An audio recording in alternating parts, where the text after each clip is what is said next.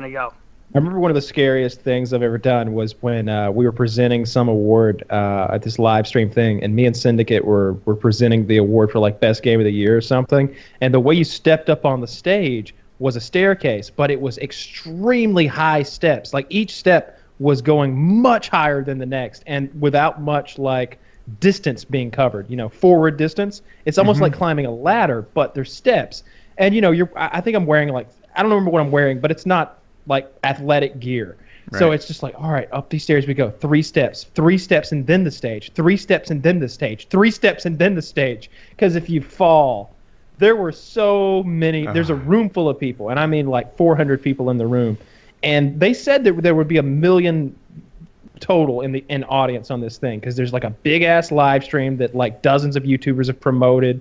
It's like streaming from Machinima's main page or something like that. I was so afraid I was going to fall on that stage, and I almost did. Like I was a little bit going out, like lost my balance a little bit because it was just impossible. I've talked about this before, but I went up similar steps to bad tickets at a Carolina Hurricanes game, the NHL team, but I had my baby in my arm. Like Hope is like 2, so I'm carrying her, and I'm like, oh my god, like, but it wasn't 3 steps, it was like 50 steps, and I felt like if I fall forward, it's like falling off a cliff up here. I would fall like 40 vertical feet or something crazy like that. It was like, it didn't seem safe. Someone's going to get really hurt at that arena. One of those old Aztec step pyramids. It's like, Jesus, where'd you fall? Yeah. And then the worst part about it, I couldn't read the players' names from that high. And I'm not that far. Like, horizontally, I'm only like 50 feet from the ice, but vertically, I'm like 150 feet from the ice. Like, I can't see.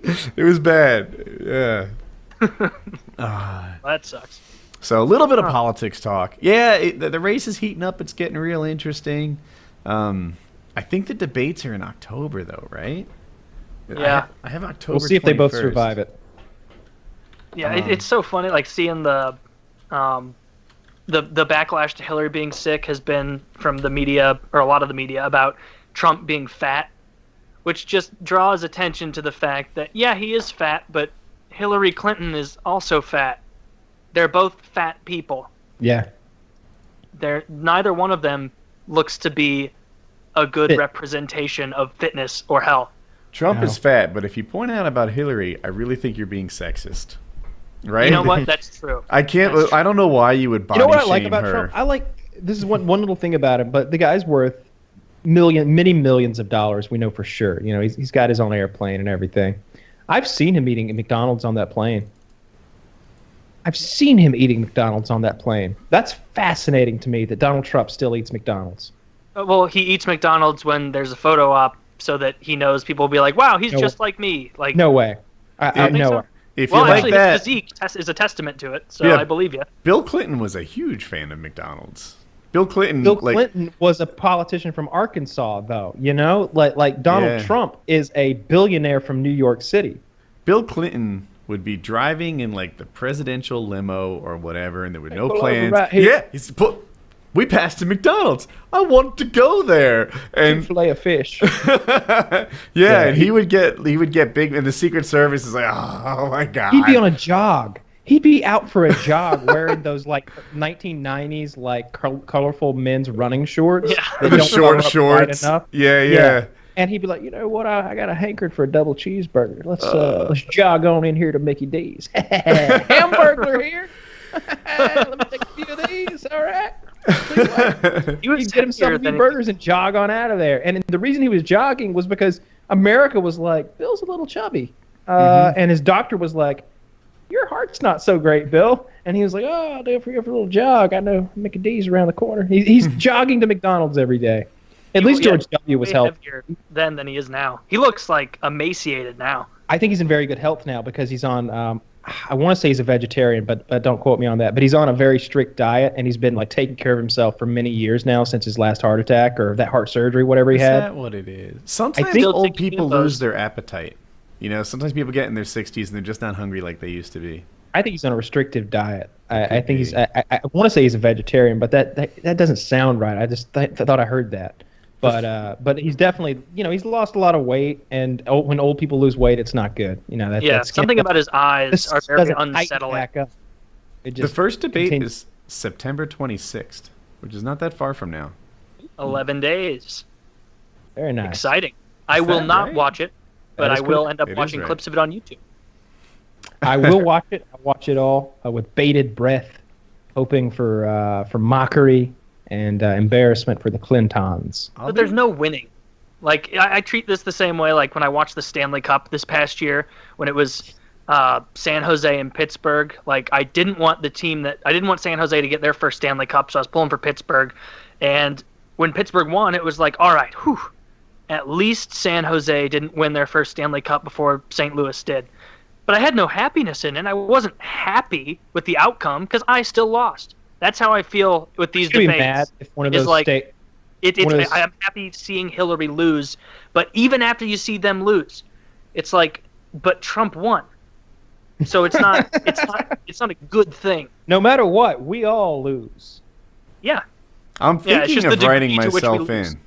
Like I used to be for Gary Johnson, but one of the issues that's important to me is H-1B visas. I feel like just being in that industry for so long, they import all this tech talent in, and Americans aren't getting jobs, and they're bringing in non-Americans to take American jobs, and it just seems like they're like more, and it's like, no, fuck this. Like, this is, I don't like it. I don't like just shipping in talent to take American jobs and like artificially suppressing a career that I think takes a lot of talent. Like, you need to be an intelligent person to be an engineer. It's an understandable IQ test that happens every day, and they fuck with you. So anyway, I don't agree with it, and it almost disqualifies Gary Johnson in my head. But I'm like, if I vote for myself, this is brilliant. I agree with all my issues, right? I like appropriate level of morality. Everything about me, I agree with. So I wouldn't vote for myself. Too conservative. Yeah, I'm just like, vote for me. That's wanted to like say before, but I've never really said on PKA at least, is like, Kyle and I have this reputation of being like so far to the fucking right wing, but then when like you actually break, and you have such a reputation for being far on the left, but I think it's mainly manufactured on both sides, since like when you really break it down, are Kyle and I that conservative about most things, like gay marriage, abortion, all of that? The only like major differences seem to be handling things like immigration that a lot of people disagree on, gun control, and then how large and centralized the government should be, and the degree to which they can control your life and impose taxes. Like, that seems like the big differentiator. Not on this show. I know we disagree about Obamacare, and I can't think of much more. Like, yeah. We're actually pretty close. Yeah, and it's not. I feel like our disagreement on Obamacare seems to be that we all feel like, like your opinion seems to be like, it seems like the best thing we can do right now, and my thought is, yeah, I guess it is, but that doesn't mean I have to like it. That's where we are, right? Like it's not like I'm like, no, this is bullshit. It goes against everything that is American. Like, it's not like that at all. I'm sorry, people didn't see it, but Taylor and I had kind of an argument about Obamacare and PKN. And I continued that argument in my head long after the show ended. and another thing. I've really turned this franchise around, by the way. It was not an art. If you guys haven't listened to it, we didn't like argue angrily or anything. We were just discussing it because people will think that. Yeah, they'll go nuts about it. I enjoyed talking about that. Yeah, and it was like, I feel like Taylor didn't really use a lot of health insurance prior to Obamacare. I could be off target with that. But the whole thing, like, there was this existing condition, boogeyman, that would attack people all the time.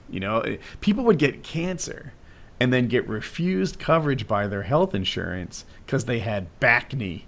And they're like, back knee can be an indicator of cancer, and therefore we're not covering you. And that business is just gone now. Like, there's a lot of great things about Obamacare that people kind of take for granted now.